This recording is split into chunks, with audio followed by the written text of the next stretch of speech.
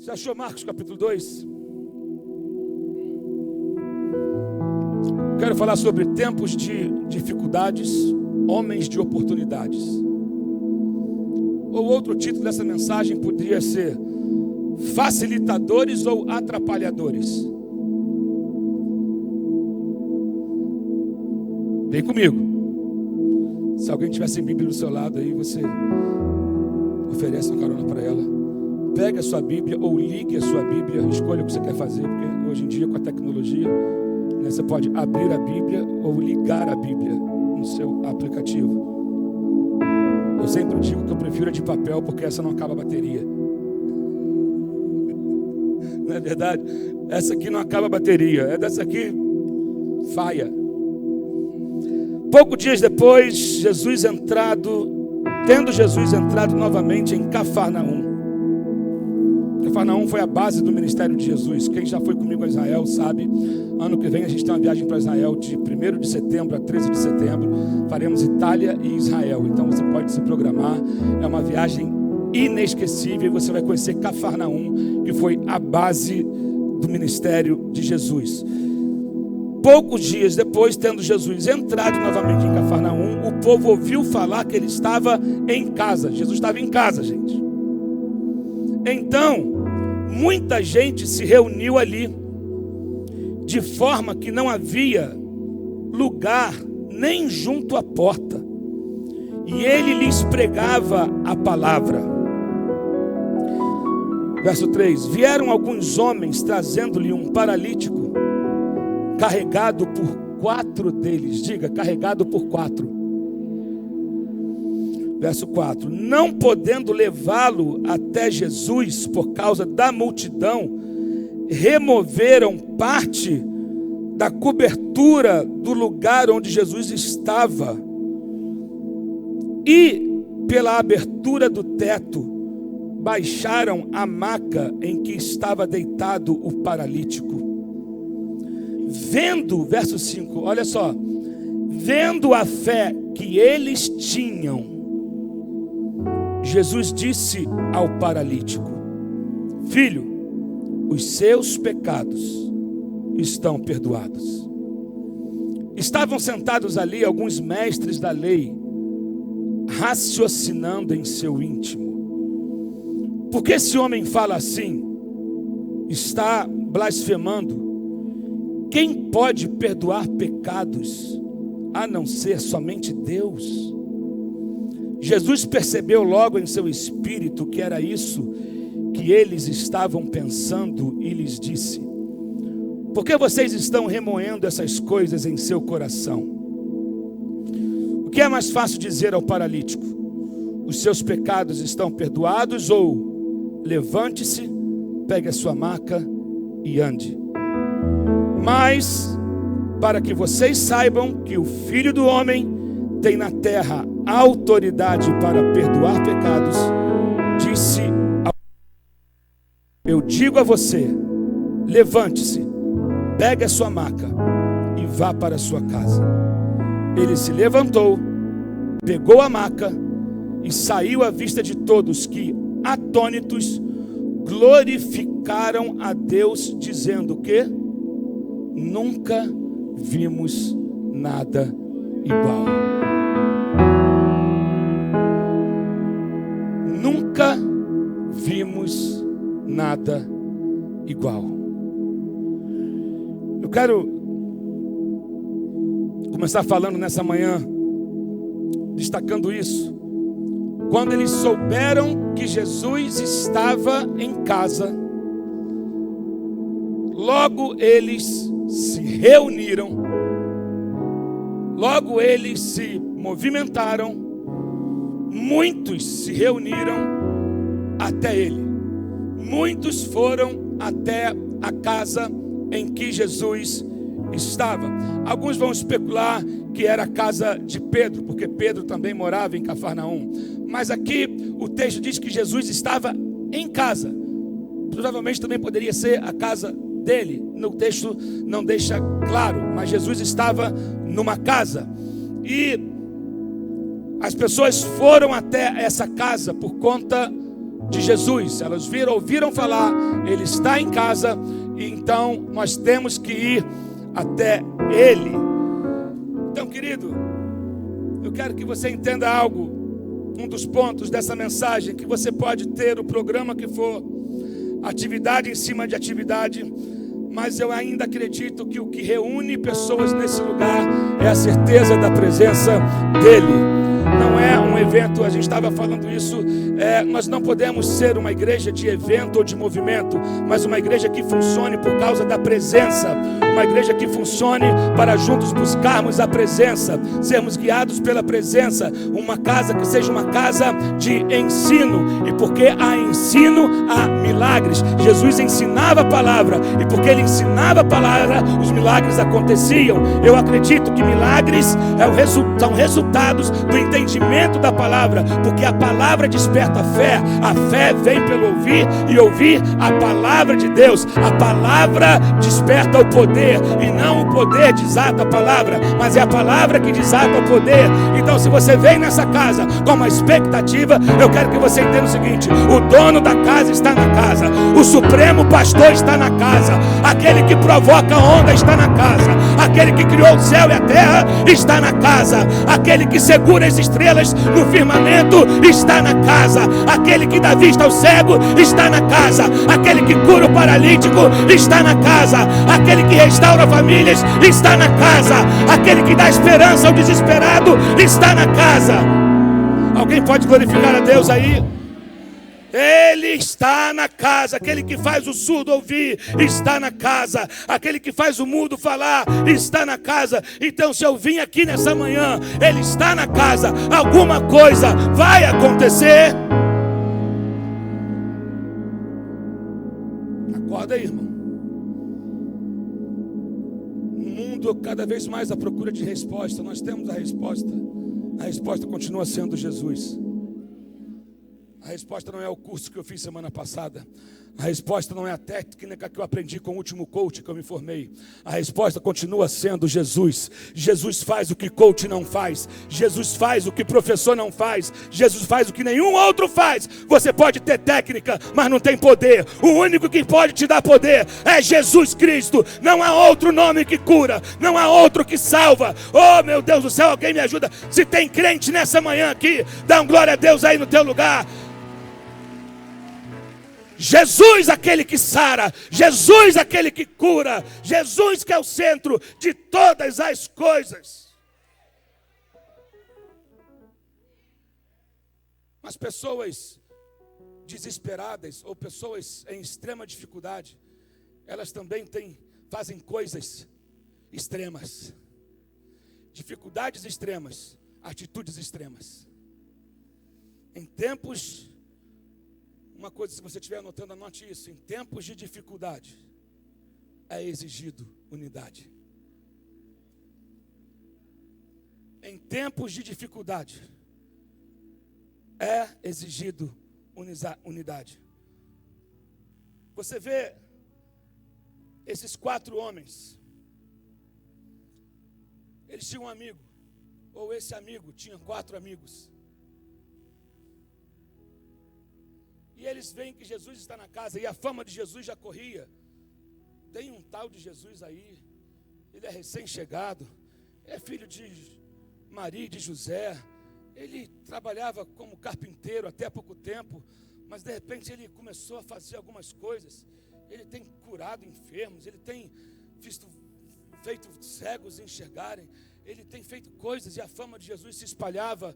E esses 4 amigos, vendo a situação daquele 5º amigo, que não podia fazer nada, que estava entravado, com a sua vida travada em cima de uma cama, sem possibilidade de se locomover, sem possibilidade de acesso, sem possibilidade de chegar até Jesus, eles falaram: é o seguinte, a porta está fechada, mas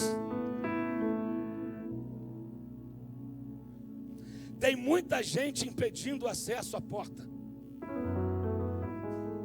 Às vezes a multidão mais atrapalha que ajuda, irmão. Às vezes a multidão reunida em nome dele mais atrapalha do que ajuda, porque podem estar em nome dele, mas não estão nele. Então tem pessoas que não estão dispostas a abrir mão da sua vaga para que o outro entre. para que cheguem até ele. A porta estava cheia, a janela estava cheia, a porta dos fundos de repente cheia. Eles rodearam o lugar. Você acha que eles não tentaram outras maneiras para tentar chegar até Jesus? Meu Deus. Só que eu vejo que esses homens, eles se tornaram facilitadores. A igreja hoje precisa de pessoas que sejam facilitadores e não atrapalhadores.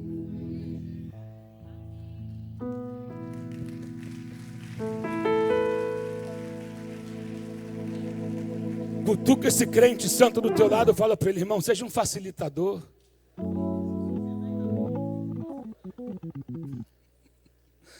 Seja um facilitador. Não atrapalha não. Querido, às vezes a gente não precisa do diabo para atrapalhar. Às vezes a gente mesmo se atrapalha.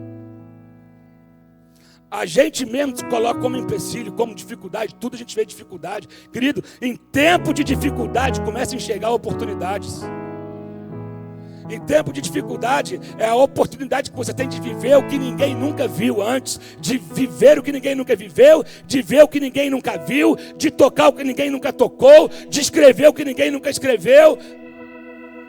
Deus às vezes permite que essas dificuldades aconteçam para estimular a criatividade que Ele colocou em você. No mundo de comparação, para de querer ficar comparando a sua vida com outro. Para de querer ficar comparando a sua luta com a do outro. E para de querer ter a resposta que o outro teve. Às vezes a nossa comparação nos impede de viver algo novo que Deus quer fazer. Deus não precisa ficar repetindo fórmulas. Deus, Ele continua sendo a fonte do poder. Mas tudo que Ele quer, às vezes, é que você se movimente de uma maneira que você nunca se movimentou antes.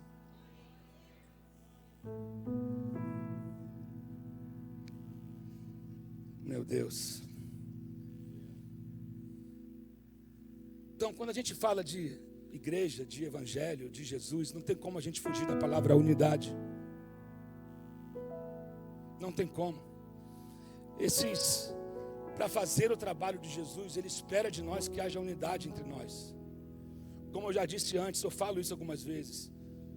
Não é uniformidade, não é unanimidade, é unidade. Nem sempre vamos concordar em tudo, mas eu preciso entender que a causa é maior do que aquilo que eu penso. A causa é maior, gente. A gente perde tempo discutindo coisas que não levam a lugar nenhum. A gente perde tempo discutindo às vezes os nossos modelos, nossas manias, nossas fórmulas, nosso isso, nosso aquilo, e a gente está deixando as coisas principais passarem, e a gente deixa de ser útil para isso. A gente é ativo, mas não produtivo, porque a gente está perdendo tempo com coisas desnecessárias. O evangelho tem que me fazer olhar um para o outro, o evangelho tem que me fazer amar um ao outro, o evangelho tem que me fazer orar pelo outro, o evangelho tem que me fazer encorajar um ao outro, e o evangelho tem que requer de nós que nós nos reforcemos uns aos outros.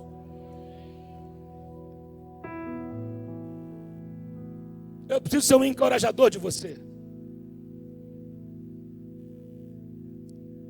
Eu preciso ser o primeiro a dizer: eu acredito em você, vai embora, cara. Eu nunca fiz isso antes, não tem problema, começa. Encorajem uns aos outros. A Bíblia vai falar sobre isso. A Bíblia fala em Gálatas 6:2: levai a carga uns dos outros, e assim cumprireis a lei de Cristo.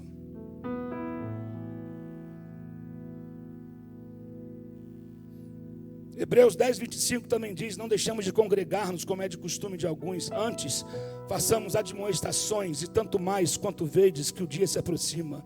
Sabe, ele está dizendo, aqui tem a ver com unidade. Não se deixem de reunir, não deixem de se reunir, estejam unidos, estejam juntos.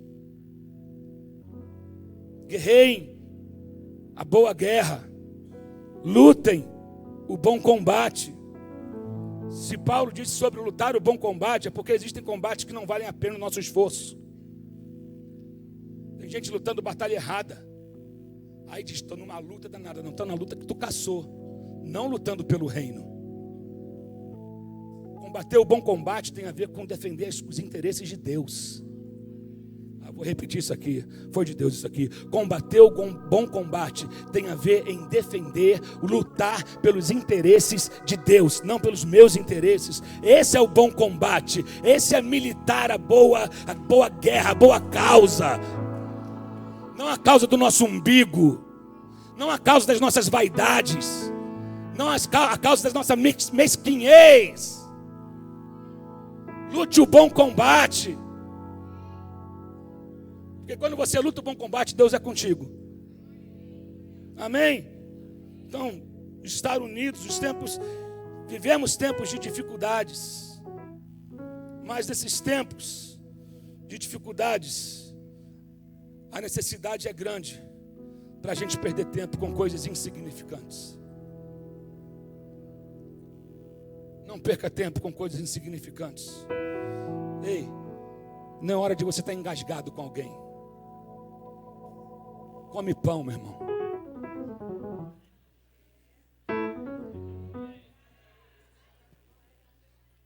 Eu lembro que quando minha mãe fazia peixe, tem como, né? Tinha feira de rua toda quarta-feira lá em Vicente Carvalho. Gente, quem gosta de feira de rua? Pô, meu irmão, aí, feira de rua. Bolinho de aipim com caldo de cana. Pastel com caldo de cana. Comprava aquelas sardinhas. Limpa agora ou limpa em casa? Não, eu comprava peixe, chegava em casa, mas às vezes engasgava. Um espinho, come pão. Come pão, bebe suco, bebe refresco, bebe água. Tem crente engasgado um com o outro. Sabe o que te falta? Pão.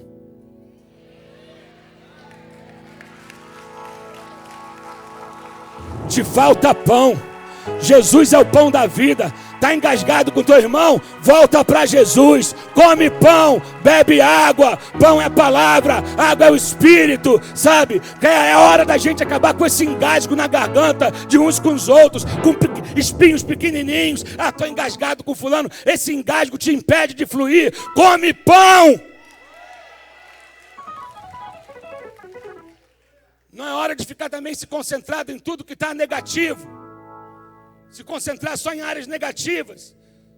É hora de a gente avançar no reino. Vai virar o calendário, tu vai continuar da mesma maneira. Vamos avançar, queridos. É tempo de avançar, então come pão, bebe água, tira o engasgo. Libera. Se tem que reconciliar com alguém, reconcilia. Tenha coragem, seja crente o suficiente para se reconciliar com alguém. Eu vou repetir isso. Tem crente velho que não se reconcilia.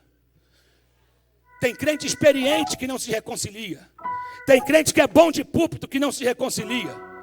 Tem gente que tem um monte de coisa para contar, um monte de língua estranha para falar e que não se reconcilia. E que não quebra. Está faltando pão. Tem que comer pão. Deixa de lado as coisas insignificantes, irmão.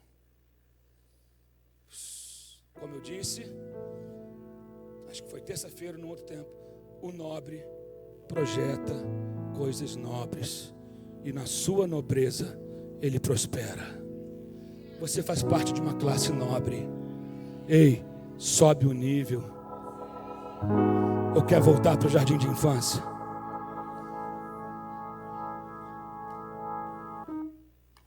Tem gente que vive para dizer, nossa, que revelação que eu ouvi essa semana. Mas com espinho atravessado contra o irmão. Aí Paulo diria o quê? Não, querido, vem cá que eu tenho que trocar tua fralda e te dar mamadeira. Porque você quer comer o filé. Você quer a revelação do profeta tal. A palavra do ministro tal. A onda que está do momento agora do chu, chei, chá. Mas não consegue ser um com seu irmão. Você precisa de tapinha no bumbum, limpar a fralda, mamadeira e voltar para o cercadinho. E é terrível coisa ver crente velho com atitude infantil. Você tolera coisas de criança, mas de gente velha se comportando como adolescente mimado, é feio. Amadurece, cresce Gente, é só uma alinhada. Dá uma glória a Deus aí, em amor. Amém? Fica triste com seu pastor, não. Eu amo você. Segunda coisa que eu vejo aqui é que tempos extremos exigem atitudes extremas. Então não é tempo de parar de brincar. Vamos observar o que esses homens fizeram. Eles viram que não podiam chegar até Jesus pelas vias normais, pela porta. Qualquer um que vai na casa de alguém entra pela porta. Eu nunca entrei na janela, só na minha casa quando eu era adolescente, que a porta estava fechada e a janela da sala estava aberta. A gente pulava na sala. Mas a via de acesso de uma casa é a porta. Agora você imagina a cena. Jesus sentado na sua cadeira, depois de ter chegado de uma missão, e falando, um certo homem, sei lá o que ele estava falando, não diz qual era a mensagem. Mas Jesus ensinando, porque o reino de Deus chegou, o reino de Deus é semelhante. O reino de Deus, ele tem a ver com perdão. O reino de Deus não é comida nem bebida. O reino de Deus, Jesus ensinando, de repente, quem está aí na mídia aí? Arrasta a cadeira aí. Aí, Jesus falando, arrasta de novo.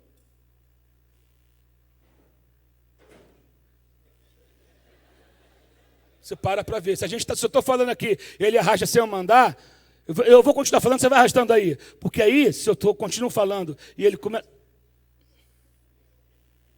Imagina Jesus falando e começa a ter esse barulho no teto. Jesus está ensinando. Jesus está pregando. Tem um chazinho servido, um cafezinho, de repente um pão de queijo, ou um biscoitinho maisena. Ou de repente... aquele negócio que a Laura gosta, que vende ali, o macarum. Já é mais chique, né? Acho que não tinha naquela época. Mas Jesus ensinando. E de repente, começa a ouvir um barulho no teto. Farelo, poeira cair no meio da sala. Ué, gente, o que está acontecendo? Não está tremendo a terra, então não é terremoto. O que está vendo? Daqui a pouco, uma mão. Você imagina se você está na tua casa, de repente o teu teto começa a fazer barulho, fura, e uma mão aparece no meio da tua sala e puxando as coisas de lado, arrastando telha, quebrando e tal. Que atitude ousada de 4 homens que queriam ajudar um amigo. Já parou para pensar nisso, gente? Não é normal isso aqui. Mas havia uma necessidade extrema. Necessidades extremas me levam a atitudes extremas. Eu vou fazer o que ninguém nunca fez. Porque eu sei de uma coisa, ele está na casa, se ele está dentro, eu vou chegar até ele. Eu vou chegar até ele. Eu não quero Tiago, eu não quero João, eu não quero Natanael, eu não quero Felipe, eu não quero Lucas, eu não quero Elias, eu não quero Eliseu. Jesus está na casa, eu quero chegar nele. Esses caras fazem um buraco no telhado. Daqui a pouco começa a descer. Imagina, gente, viaja comigo. Imagina a cena. Aí começa a descer uma maca. E o medo da corda arrebentar. Sai de baixo, menino. Sai de baixo, sai de baixo, sai de baixo, sai de baixo. E a cama, eles vão descendo por cordas. Meu Deus. De repente o pessoal abrindo espaço. Aquela expectativa, que coisa doida é essa? Tem, com certeza devem ter falado, tem maluco para tudo. Tem doido para tudo. Esses caras estão sem limites, mas havia uma sede neles. Havia um objetivo neles. Querido, você precisa ter sede. Você precisa ser ousado para buscar Deus. Você precisa ser intenso e ser ousado para viver certas coisas em Deus. Queridos, intensidade, busca, constância, perseverança, insistência. Eu não vou desistir até que aconteça. Eu não vou desistir até tocar nele. Eu não vou desistir até ser curado. Eu não vou desistir até minha família estar nesse altar. Eu não vou desistir. Eu vou orar nesse altar. Eu vou chorar nesse altar. Eu vou abraçar nesse lugar. Eu vou sair do vitimismo. Não me deram amor. Isso não é desculpa para eu não dar amor. O que não fizeram comigo, eu não vou fazer com outro. Então eu posso não ter sido amado, mas eu fui amado por ele, então eu vou dar amor, sabe?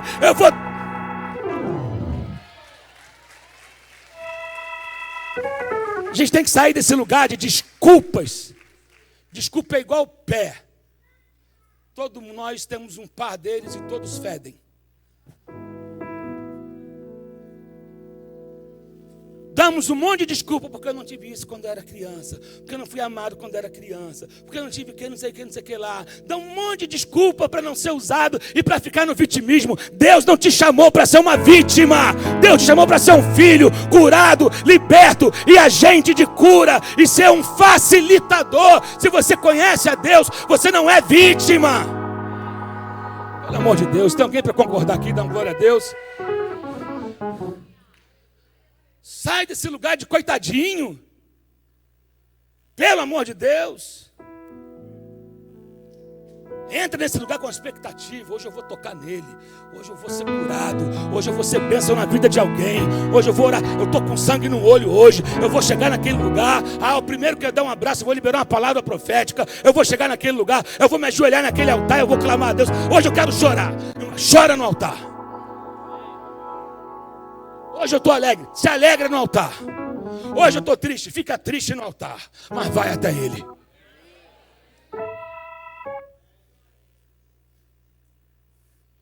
Tem gente que fica triste e vai embora do lugar da cura. Ele faz o caminho inverso. Tem gente que se decepciona e ele vai embora do lugar da cura, do lugar de onde ele pode ser restaurado. Faz o caminho inverso. Aí o diabo está conseguindo o que ele quer. Querido, independente do estágio da sua vida, corra para ele. Vá para ele.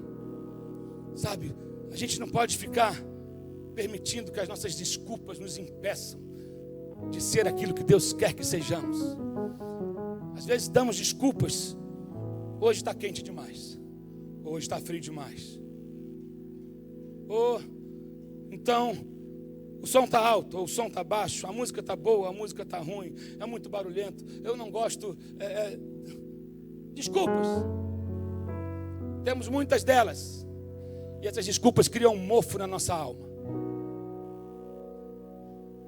Sempre temos desculpas. Meu ano foi ruim, minha semana foi ruim, meu dia foi ruim, a minha vida está péssima. Chega de dar desculpas e corra para Jesus. Meu Deus. A gente precisa adorar como nunca antes. A gente precisa buscar a Deus como nunca antes. A gente precisa colocar lenha na nossa vida, lenha no nosso altar. Precisamos trazer as pessoas para ter um encontro com Jesus como nunca antes.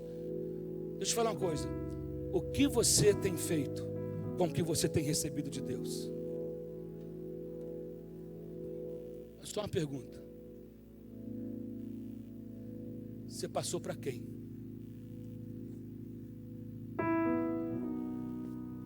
Paulo disse, porque o que eu recebi dele, eu entrego a vocês.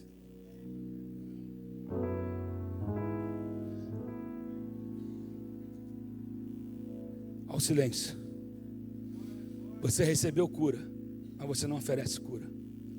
Você recebeu perdão, mas você não oferece perdão.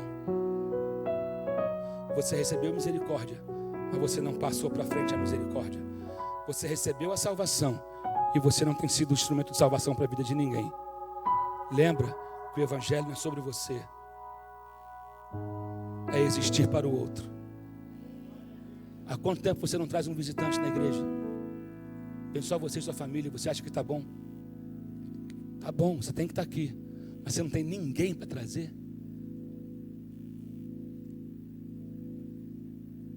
Será que a gente tem que ficar fazendo ginástica o tempo todo para ter campanhas para agradar você e trazer alguém?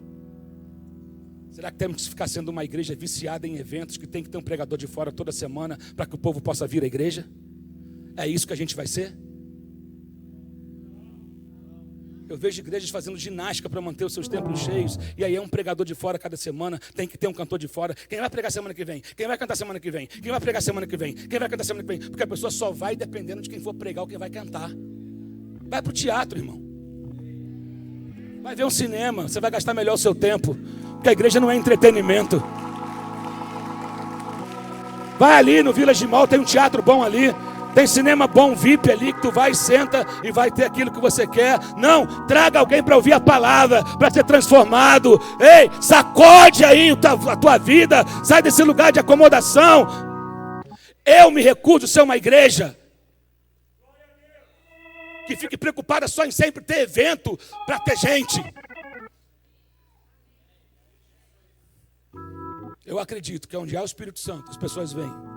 Só que é o seguinte, a responsabilidade não é só do pastor, é sua também. Eu quero desafiar você a trazer alguém.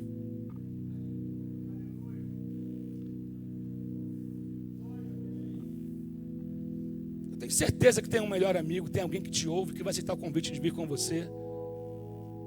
O problema é que às vezes nossa palavra não tem crédito.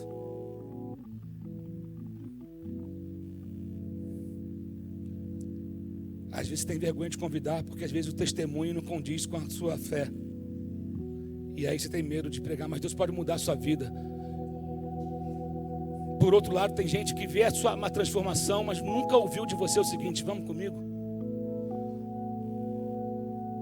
Ei, nós não fomos chamados para ser James Bond gospel. 007, crente secreto. Ninguém sabe que eu sou crente no trabalho. Ninguém sabe que eu sou crente no meu condomínio.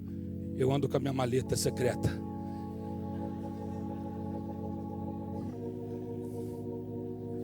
Aí a pessoa fala: esse cara é estranho. É que já viram algo diferente de você, mas não ouviram de você. Sabe, eles querem discernir o que é em você, mas você ainda não se revelou. Ei, mostra a tua cara.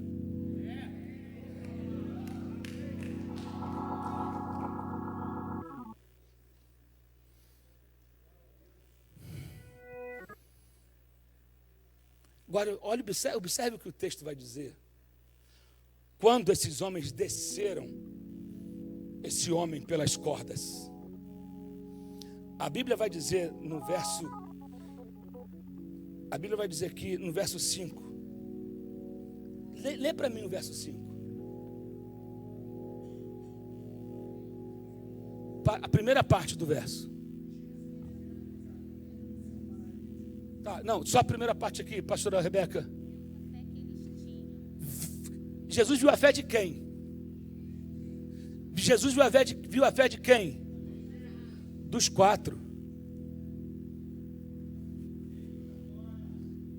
Não vai dizer que Jesus viu a fé do paralítico. Jesus viu a fé dos 4. Vendo a fé que eles tinham, a tua fé precisa ser vista. Fé não é para ser guardada, fé é para ser exercida, fé é para ser praticada, fé é o que te faz sair do barco na tempestade, fé é o que te faz abrir um buraco no telhado e descer, é o que? Fazer coisas extremas, mas crendo. Jesus viu a fé que eles tinham. A nossa fé tem que aumentar a esse ponto. A nossa fé tem que aumentar ao ponto dela ser vista. A nossa fé tem que aumentar, sabe? A fé da IPAN tem que aumentar. Jesus quer ver, Deus quer ver a nossa fé, Jesus quer ver a nossa fé. A gente precisa ter uma fé ao ponto dela ser vista. Jesus viu a fé que eles tinham. Interessante aqui no verso logo seguinte, no verso 6. Estavam sentados ali alguns mestres. Interessante que Jesus tinha problema com os mestres. Interessante é que tem alguns mestres que sentam e eles só ficam observando.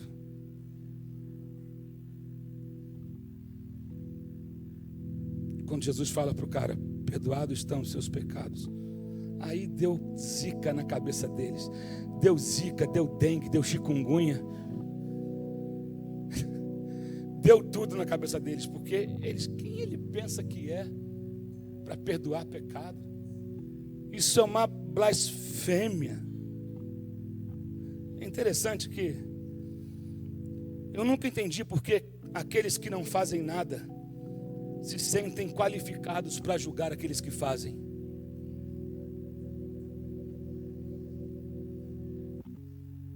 Eu vou repetir.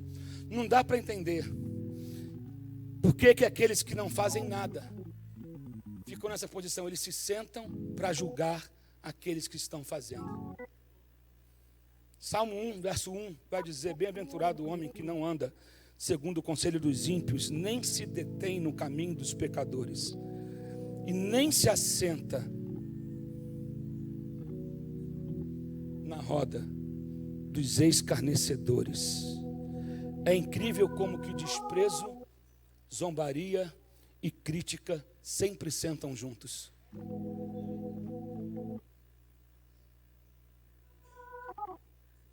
É incrível como que o espírito de julgamento, de crítica, de dúvida, de contenda, de maledicência, essa turma anda junta. No Salmo primeiro a gente vê, eles gostam de sentar juntos. Theodore Roosevelt foi o 26º presidente dos Estados Unidos. E ele disse certa vez, preste atenção no que ele escreveu: não é o crítico que conta, não é o homem que aponta como o homem forte tropeçou ou onde o que está executando um trabalho poderia ter feito melhor. O crédito pertence ao homem que está realmente na arena, cujo rosto é marcado pela poeira, suor e sangue, que se esforça corajosamente, que erra, mas tenta mais outra vez e outra vez, quem sabe os grandes entusiasmos, as grandes devoções, e passa-se em uma causa digna, que na melhor das hipóteses, sabe no final o triunfo das grandes realizações, e que na pior das hipóteses, se ele falhar, pelo menos falhou ousando muito, de modo que seu lugar nunca será junto às almas frias e tímidas, que não conhecem nem a vitória e nem a derrota. Meu Deus do céu. Tem gente que não conhece nem o sabor da vitória e nem o sabor da derrota. Sabe por quê? Nunca arriscou nada. Nunca tentou nada. Nunca teve a coragem. Mas ele fala de quem teve a coragem. Aí ele aponta quem fracassou. Mas ele mesmo é preferível às vezes a dor do fracasso do que a dor do nunca ter tentado.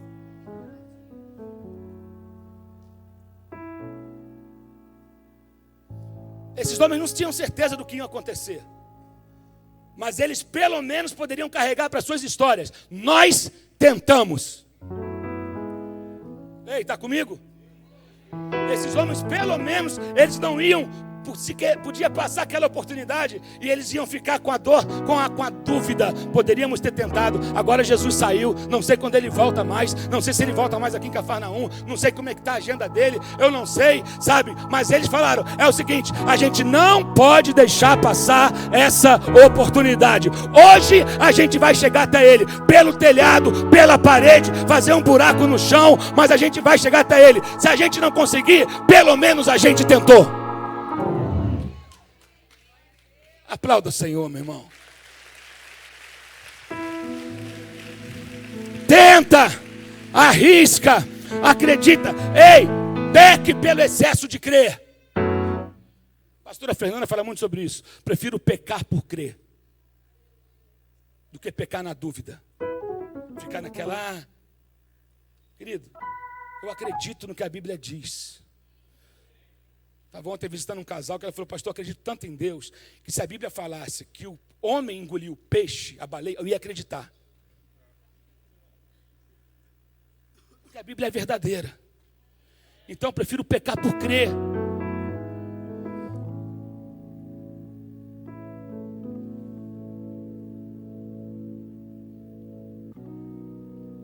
Ei, se mova. Faça alguma coisa para alguém, em favor de alguém. Se você pode ajudar a mudar a vida de alguém, faça hoje. Sabe, estamos em tempos de desafios extremos. E isso envolve, às vezes, correr riscos. Mas prefiro correr o risco e tentar do que ficar sentado na indiferença. Prefiro ser como esses homens. Eu vou juntar com alguém que seja louco como eu, ou mais louco do que eu. Ande com alguém que creia mais que você. Ande com gente que seja mais ousado com você. Não nivele por baixo. Se tu começar a juntar com gente reclamona, tu vai se tornar um reclamão. Se tu começar a juntar com gente desanimada, tu vai se juntar um desanimado. Mas se tu anda com gente pilhada para fazer e para mudar a história, é isso que você vai ser. Sempre ouvia isso dos meus pais. Ande com gente que é melhor que você. Ande com gente que sabe mais que você. Sempre nivela por cima. Porque eu já disse isso, vou repetir. Eu disse isso na terça-feira. Tem sempre uma força querendo te buscar para o lugar de onde você veio. Tem sempre uma força querendo te buscar para o lugar, te levar de volta para o lugar da disfunção, te trazer de volta para o lugar do medo, te levar de volta para o lugar da insegurança, enquanto Deus está te chamando. O caminho é para cima, o caminho é para cima. Rompe com essa força, rompe com essa tentação de voltar para o lugar de onde Deus te tirou. Ouça aí alto, sonhe alto. Então anda com gente que seja ousada na fé. Foge dos desanimados. Se está do lado de alguém desanimado, é para você, seja a injeção de ânimo que ele precisa. Posso ouvir um amém aqui? Sai do lado de gente que só reclama. Ou se você não tem como sair, fala, não, irmão, não acredito. Não, a gente vai melhorar. Não, pode estar, não, irmão, vamos embora, a gente vai fazer junto. Vamos juntar e fazer junto. Vamos melhorar. Estamos juntos? Gostei do seu chapéu. Eu gosto de chapéu. Ande com gente que... Agora, se tu começa a estar aberto para todo tipo de lixo que jogam dentro de você, irmão, a tua boca é lugar de sair bênção. A tua boca não tem que ser uma fossa.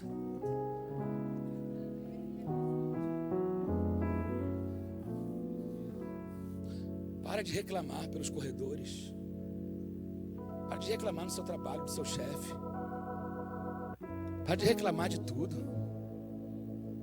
Para de reclamar da igreja. Para de reclamar dos ministérios. Digo, a igreja, do modo geral, não é só da IPAN, não. Eu sei que aqui não tem ninguém que reclama, não.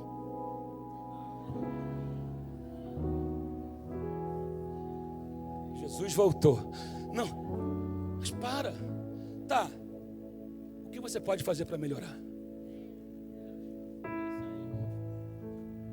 Qual é a parte da tua responsabilidade nisso? Eu estou chamando para responsabilidade.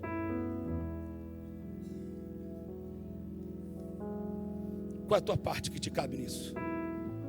Não vamos correr o risco de parecer tolos. Mas nós temos que fazer de tudo, doar as nossas vidas para alcançar essa geração de hoje. Com as nossas atitudes ousadas, com a nossa fé ousada, para que a gente possa dizer como esses homens tiveram que reconhecer no final: nunca vimos nada igual. Essa manhã pode ser a manhã de você dizer: nunca vi nada igual. Por quê? Aquele homem foi o primeiro homem a descer por um elevador que nunca subiu e sair por uma porta que ele nunca entrou. Ele ouve de Jesus o seguinte: para que vocês sabem que o Filho de Deus tem poder para perdoar pecados, eu vou dizer para ele. Que é mais fácil dizer: perdoados os teus pecados, ou levanta e anda? O coração endurecido às vezes é a pior coisa de ser tratada. Uma enfermidade ele pode curar sim, mas um coração fechado para Deus, de que adianta Deus te curar da enfermidade de hoje e você continuar na vida de pecado? De que adianta você ser curado da enfermidade de hoje e continuar com mágoa no coração e não conseguir perdoar quem te ofendeu? Jesus precisava primeiro tratar a raiz do problema. Acho que é a primeira vez na Bíblia que Jesus linka a enfermidade a pecado. Existem enfermidades que são consequências de pecado. Existem enfermidades que são consequências de mágoa.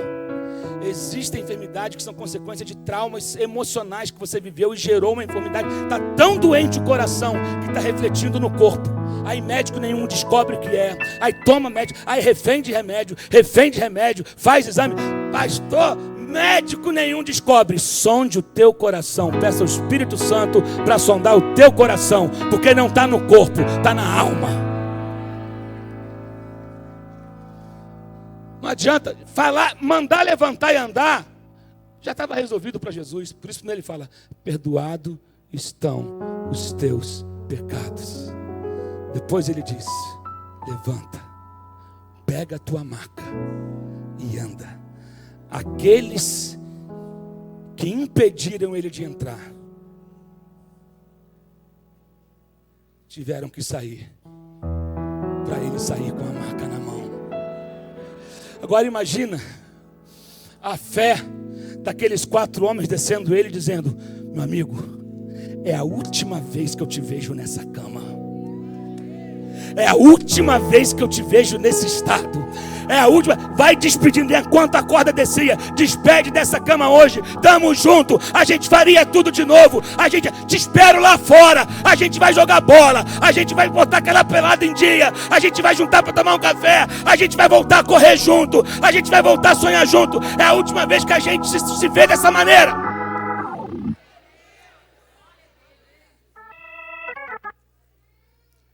Oh, meu Deus.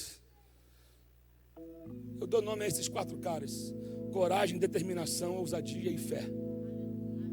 Quando junta esses 4 caras, quando a coragem se junta com a determinação, que se junta com a ousadia e que se junta com a fé, alguma coisa vai acontecer. Mas tudo por quê? Unidade. Quando há unidade, a gente pode dizer: nunca vimos nada igual.